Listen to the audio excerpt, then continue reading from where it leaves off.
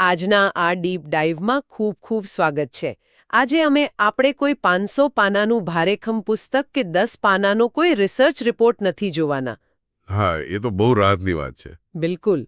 આજે આપણો સ્ત્રોત માત્ર 50થી 60 શબ્દોનો એક નાનકડો ટેક્સ્ટ મેસેજ છે. શું વાત છે, માત્ર 50-60 શબ્દો? હા, આ રાકેશ ધીવર નામના એક વ્યક્તિએ તેમના પરિચિત વિરાજભાઈ માટે લખેલો એક જન્મદિવસનો શુભેચ્છા સંદેશ છે. ઓહ, બરાબર. પણ આપણું આજનું મિશન કોઈ ગ્રીટિંગ કાર્ડ વાંચી સંભળાવવાનું નથી. એટલે મારો કહેવાનો અર્થ એ છે કે આપણે એ ડીકોડ કરવાનું છે કે કેવી રીતે માત્ર ગણતરીના શબ્દોમાં લીડરશિપ, માનવ મનોવિજ્ઞાન અને કોઈના વ્યક્તિત્વનું એક પરફેક્ટ શબ્દચિત્ર રચી શકાય છે. આ બાબત ખરેખર વિચારવા જેવી છે. કારણ કે સામાન્ય રીતે સામાજિક પ્રસંગો કે જન્મદિવસની શુભેચ્છાઓ ખબર છે એકદમ યાંત્રિક થઈ ગઈ હોય છે. હા, સાચી વાત છે.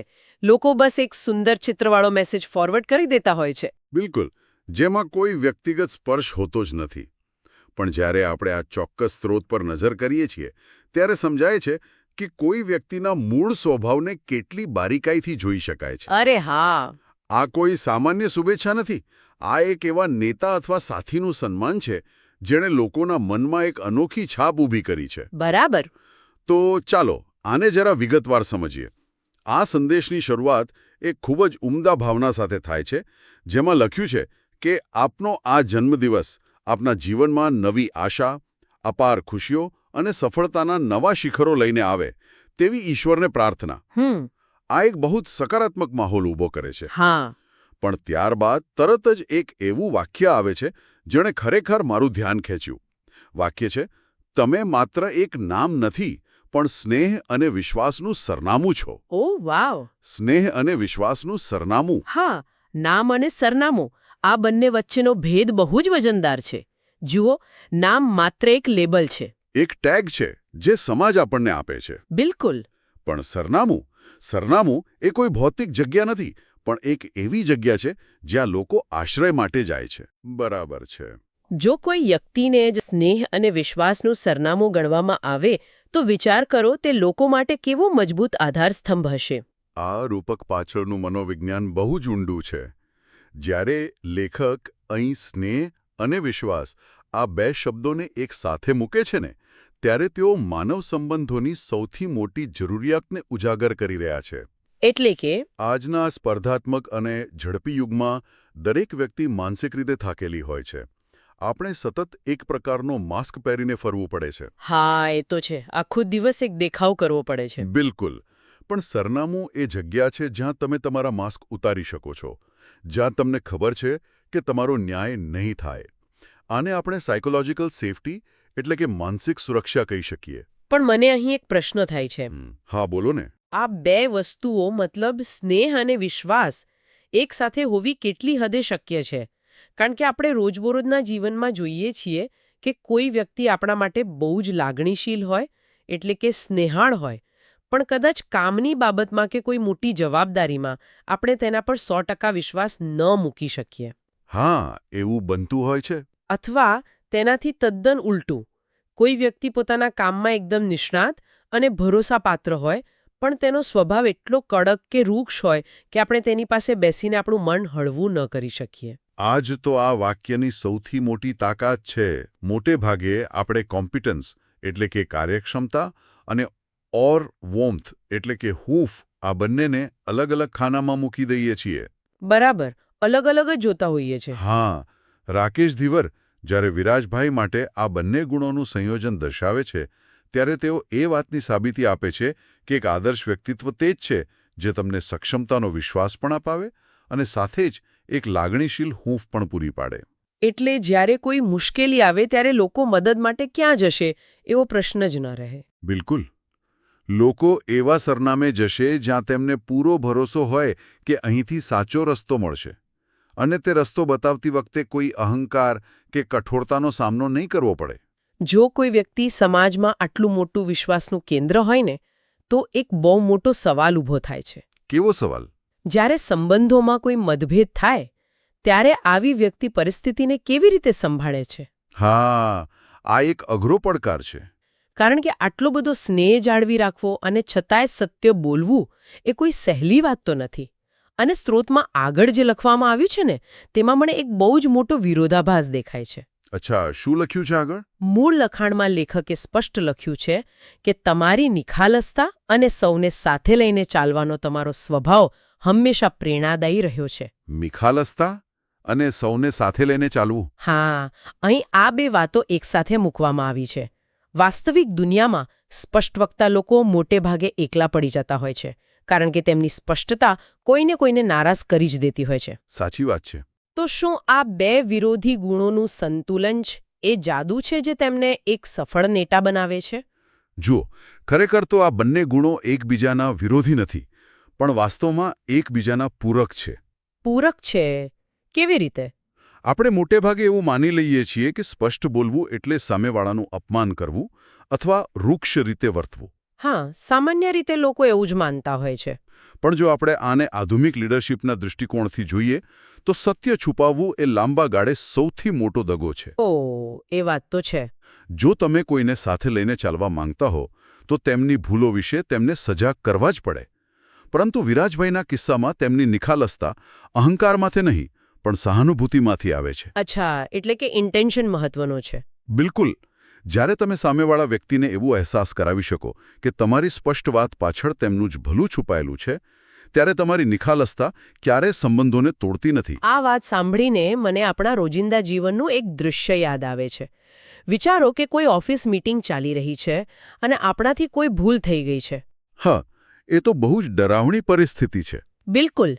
જો કોઈ વ્યક્તિ બધાની વચ્ચે માત્ર નીચા દેખાડવા માટે તમારી ભૂલ કાઢે તો તમારું મન તરત જ બચાવની સ્થિતિમાં આવી જશે, ડિફેન્સિવ થઈ જશે. હા, આપણે કશું શીખી નહીં શકીએ. પણ જો એ ભૂલ કોઈ એવી વ્યક્તિ કાઢે જે પેલું સ્નેહ અને વિશ્વાસનું સરનામું છે, તો તમે એ કડવી વાતને પણ દવાની જેમ સ્વીકારી લેશો. એકદમ સાચું ઉદાહરણ આપ્યું. એટલે કે વિરાજબાઈની નિખાલસતા લોકો માટે કડવાશ ઊભી કરતી નથી, પણ એક માર્ગદર્શન બની રહે છે.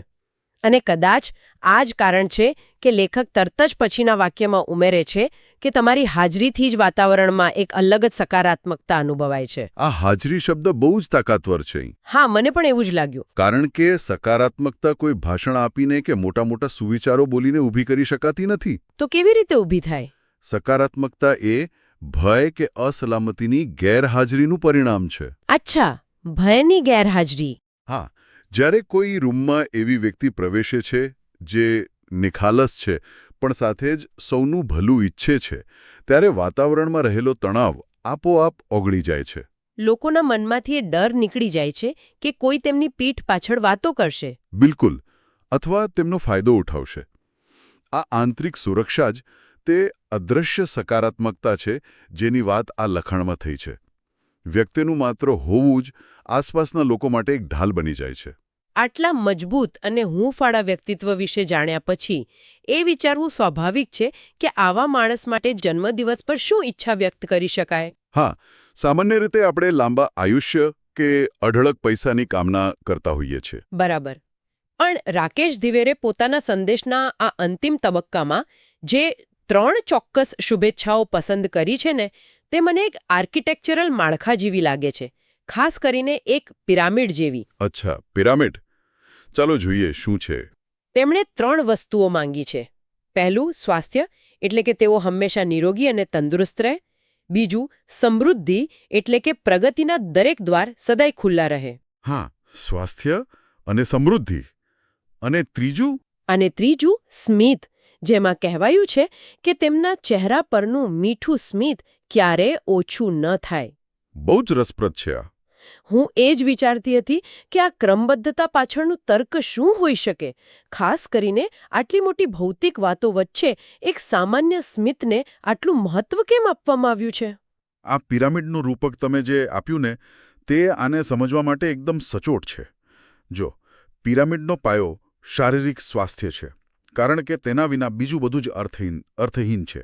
હા, એ વાત તો 100% સાચી. વચ્ચેનો ભાગ પ્રગતિ અને સમૃદ્ધિ છે, જે જીવનને આગળ ધપાવવા માટે જરૂરી છે.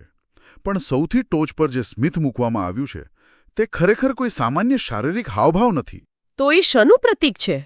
મોટાભાગે એવું બને છે કે જેમ જેમ વ્યક્તિ પ્રગતિના શિખરો સર કરે છે, તેમ તેમ તેના જીવનમાં જવાબદારીઓ, તણાવ અને કેટલીકવાર અહંકાર પણ પ્રવેશે છે. હા, એવું તો આપણે ઘણીવાર જોયું છે. આપણે દુનિયામાં એવા અસંખ્ય સફળ લોકોને જોઈએ છીએ જેમની પાસે અખૂટ સંપત્તિ અને સત્તા હોય છે, પણ તેમના ચહેરા પરથી નિર્દોષતા અને સ્મિત કાયમ માટે ગાયબ થઈ ગયા હોય છે. ઓહ, એટલે આનો અર્થ એ થયો કે સફળતાની સાથે સાથે પોતાની આંતરિક ખુશી અને સરળતા ગુમાવી દેવી એ બહુ સામાન્ય બાબત છે. એકદમ. જ્યારે લેખક એવું ઈચ્છે છે કે તેમનું મીઠું સ્મિત ક્યારેય ઓછું ન થાય, ત્યારે તેઓ અદૃશ્ય રીતે એ કામના કરી રહ્યા છે કે સફળતાની આડઅસરો જેમ કે તણાવ અને અભિમાન એ ક્યારેય વિરાજભાઈના મૂળ સ્વભાવ પર હાવી ન થાય. સાચી વાત. બધી જ સિદ્ધિઓ વચ્ચે પણ જમીન સાથે જોડાયેલા રહેવું એ કોઈ નાની સિદ્ધિ નથી. હા, આ એક પ્રકારની સ્થિતપ્રજ્ઞતા છે, જ્યાં બહારની પરિસ્થિતિઓ ભલે ગમે તેટલી બદલાય પણ અંદરની શાંતિ જળવાઈ રહે છે. બિલકુલ સચોટ વિશ્લેષણ છે. અને અહીં એ પણ નોંધવું જોઈએ કે લેખક માત્ર વર્તમાન પરિસ્થિતિની જ વાત નથી કરી રહ્યા, પણ તેમણે પ્રગતિના દરેક દ્વાર ખુલ્લા રહે એવો જે શબ્દપ્રયોગ કર્યો છે ને, તે ભવિષ્યની અનંત શક્યતાઓ તરફ ઇશારો કરે છે. એટલે પ્રગતિના દ્વાર ખુલ્લા હોવાનો અર્થ માત્ર આર્થિક સમૃદ્ધિ પૂરતો સીમિત નથી એવું. હા, એનો અર્થ એ પણ છે કે નવા વિચારો, નવા લોકો અને નવા સંબંધો માટે તેમનું મન હંમેશા ખુલ્લું રહે. અચ્છા. એક જ જગ્યાએ સ્થિર થઈ જવાને બદલે તેઓ સતત વિકાસ પામતા રહે અને તેમ છતાંય તેમની પેલી હૂંફ અને નમ્રતા અકબંધ રહે. મારે કબૂલવું પડશે કે અત્યાર સુધી આ સંદેશનું જે વહેણ હતું ને, તે એકદમ શાંત અને નરમ હતું, પણ આ સ્ત્રોતના અંતિમ વાક્યએ મને ખરેખર ગૂંચવી દીધી છે. કેમ એવું? અંત કેવી રીતે થાય છે? સંદેશનો અંત કંઈક આ રીતે થાય છે: તમે જે રીતે લોકોના દિલ જીતો છો એ જ રીતે જિંદગીની દરેક જંગ જીતતા રહો. જિંદગીની જંગ. આહા! અત્યાર સુધી આપણે સ્નેહ, નિખાલસતા, સકારાત્મકતા અને સ્મિત જેવા અત્યંત હળવા અને ભાવનાત્મક શબ્દોની ચર્ચા કરી. બરાબર છે. અને અચાનક જ અહીં જંગ જીતવા એટલે કે યુદ્ધ જેવો આક્રમક શબ્દ આવી જાય છે. આ એક પ્રકારનો ટોનલ વિપ્લેશ છે. શું લેખક અહીં યુદ્ધ અને પ્રેમને એક સમાન ત્રાજવે તોડી રહ્યા છે? જો આ અંતિમ વાક્ય દેખીતી રીતે વિરોધાભાસી લાગી શકે છે, પરંતુ જો ઊંડાણથી વિચારીએ તો આ આખા લખાણનો સૌથી મોટો અને વ્યવહારુ નિષ્કર્ષ છે. કેવી રીતે? આપણે એ ન ભૂલવું જોઈએ કે જીવન કોઈ કલ્પનાલોક નથી. તે હકીકતમાં એક જંગ છે. હા, એ તો છે. ભલે તે કોર્પોરેટ જગતની સ્પર્ધા હોય, સામાજિક પડકારો હોય કે પછી કોઈ અંગત સંઘર્ષ હોય, આપણે રોજબરોજ નાના મોટા યુદ્ધો લડવાના જ હોય છે. અને સામાન્ય રીતે સમાજમાં એવી માન્યતા પ્રવર્તે છે કે દુનિયાના કપરા પડકારોનો સામનો કરવા માટે તમારે કઠોર બનવું પડે, સંબંધોને બાજુ પર મૂકીને આક્રમક રણનીતિ અપનાવવી પડે. બરાબર. પણ રાકેશ ધીવર અહીં એક તદ્દન અલગ જ લીડરશિપ એડવાઇસ આપી રહ્યા છે. એટલે તમે એવું કહેવા માંગો છો કે લેખક વિરાજભાઈના મૂળ સ્વભાવને જ તેમનું સૌથી મોટું હથિયાર ગણાવી રહ્યા છે? બિલકુલ. કારણ કે સામાન્ય રીતે યુદ્ધમાં કોઈ હારે છે અને કોઈ જીતે છે, અને તેમાં નુકસાન તો થાય જ છે. હા. પણ દિલ જીતવાની પ્રક્રિયા એવી છે જેમાં બંને પક્ષે માત્ર જીત જ હોય છે. આ જ સૌથી મોટો મુદ્દો છે. આને આપણે આધુનિક પરિભાષામાં સોફ્ટ પાવર કહી શકીએ. Soft power? હા. જ્યારે કોઈ વ્યક્તિ આક્રમકતાથી અથવા ડરાવી ધમકાવીને કોઈ કામ કઢાવે છે, ત્યારે તે એક ચોક્કસ લડાઈ કદાચ જીતી જાય, પણ તે વફાદારી ક્યારેય જીતી શકતો નથી. બહુ સાચી વાત કહી તમે. પણ જ્યારે વિરાજભાઈ જેવા વ્યક્તિ કોઈ પ્રોજેક્ટ કે કોઈ મુશ્કેલ પરિસ્થિતિનો સામનો કરે છે ને, ત્યારે તેઓ લોકોના દિલ જીતીને કામ કરે છે. એટલે એ એકલા નથી લડતા? બિલકુલ નહીં. તેમનો આખો સ્ટાફ, તેમના મિત્રો, તેમનો પૂરો સામાજિક વર્તુળ તેમની સાથે ઢાલ બનીને ઊભો રહે છે. વાહ! એટલે કે જીવનના મોટામાં મોટા સંઘર્ષો પાર કરવા માટે તમારે તમારો મૂળ નમ્ર સ્વભાવ છોડવાની જરૂર નથી. પ્રેમ અને વિશ્વાસ એ નબળાઈ નથી, પણ સૌથી મોટી તાકાત છે, જે મોટા મોટા પહાડો પણ હલાવી શકે છે. આ ખરેખર એક અદ્ભુત દૃષ્ટિકોણ છે. આ કોઈ માત્ર આદર્શવાદી કવિતા નથી, પણ એક અત્યંત પ્રેક્ટિકલ અને પાવરફુલ ફિલોસોફી છે. હા, સાચી વાત છે. આખું લખાણ જાણે કે એક સુંદર વર્તુળ પૂરું કરે છે. શરૂઆત થાય છે એક સુરક્ષિત સરનામા તરીકેની ઓળખથી. હા. મધ્યમાં આવે છે નિખાલસતા અને સાથે મળીને ચાલવાની કળા. ત્યારબાદ આવે છે સફળતા વચ્ચે જળવાઈ રહેલું સ્મિત. હા. અને અંતે આ તમામ ગુણોનો ઉપયોગ કરીને જિંદગીના પડકારોનો સામનો કરવાની રણનીતિ. આ સમગ્ર વિશ્લેષણ સાબિત કરે છે કે જ્યારે કોઈ વ્યક્તિ અન્યને ખરેખર ઓળખે છે અને સમજે છે ને ત્યારે તેમની કલમમાંથી નીકળેલા માત્ર 50 શબ્દો પણ એક આખું પુસ્તક કહી જાય છે. બિલકુલ. રાકેશ ધીવરનો આ સંદેશ કોઈ સામાજિક ઔપચારિકતા નથી, પરંતુ કોઈના વ્યક્તિત્વનું અત્યંત બારીક અને આદરપૂર્વકનું અવલોકન છે. તે દર્શાવે છે કે વિરાજભાઈ એવા લીડર છે જેમનામાં પારદર્શિતા અને સહાનુભૂતિ બંનેનો સમન્વય છે. અને તેથી જ તેઓ લોકો માટે વિશ્વાસનું કેન્દ્ર બની શક્યા છે. હા, એ જ તો. આજના આ વિશ્લેષણે ચોક્કસપણે એ વિચારવા પર મજબૂર કરી દીધા છે કે આપણે જ્યારે આપણા કોઈ મિત્ર, પરિવારજન કે સહકર્મી માટે કંઈક લખીએ છીએ ત્યારે તે કેટલું યાંત્રિક હોય છે. મોટે ભાગે તો બસ કોપી પેસ્ટ જ થતું હોય છે. હા, રૂઢિગત વાક્યો લખવાને બદલે જો આપણે સામેવાળાના સાચા સદ્ગુણોને ઓળખીને શબ્દોની પસંદગી કરીએ ને તો તે સંદેશ વાંચનારના હૃદયને સીધો સ્પર્શે છે. અને તેમને તેમની પોતાની તાકાતનો અહેસાસ કરાવે છે. બિલકુલ. આવા જીવંત શબ્દો સંબંધોમાં એક નવો પ્રાણ પૂરી દે છે. સાચી વાત છે. અને છેલ્લે આ સ્ત્રોત પરથી એક વિચાર એ પણ આવે છે જેને આપણે સૌએ આપણે પોતાના જીવન પર લાગુ કરવાની જરૂર છે. વિચારો કે આજના આ ડિજિટલ અને વ્યસ્ત યુગમાં જ્યાં આપણે સૌ એકબીજાથી દોડમાં આગળ નીકળવાની હોડમાં લાગેલા છીએ, હા, સતત દોડાદોડ, ત્યાં જો કોઈ વ્યક્તિ આપણા સ્વભાવ વિશે આવી રીતે બે લીટી લખવા બેસે તો તે શું લખશે? બહુ ઊંડો પ્રશ્ન છે આ. શું આપણે આપણા આસપાસના લોકો માટે કોઈ એવી જગ્યા ઊભી કરી છે જેને તેઓ સ્નેહ અને વિશ્વાસનું સરનામું કહી શકે? અથવા શું આપણે આપણા ચહેરા પર એવું કોઈ અહંકાર મુક્ત મીઠું સ્મિત કેળવી શક્યા છીએ જે માત્ર આપણું જ નહીં પણ અન્ય લોકોનું પણ જીવનની જંગમાં માર્ગદર્શન કરી શકે? બરાબર. આ એક એવો પ્રશ્ન છે જેના પર આપણા સૌએ મનોમંથન કરવું જ રહ્યું. આજ માટે બસ આટલું જ.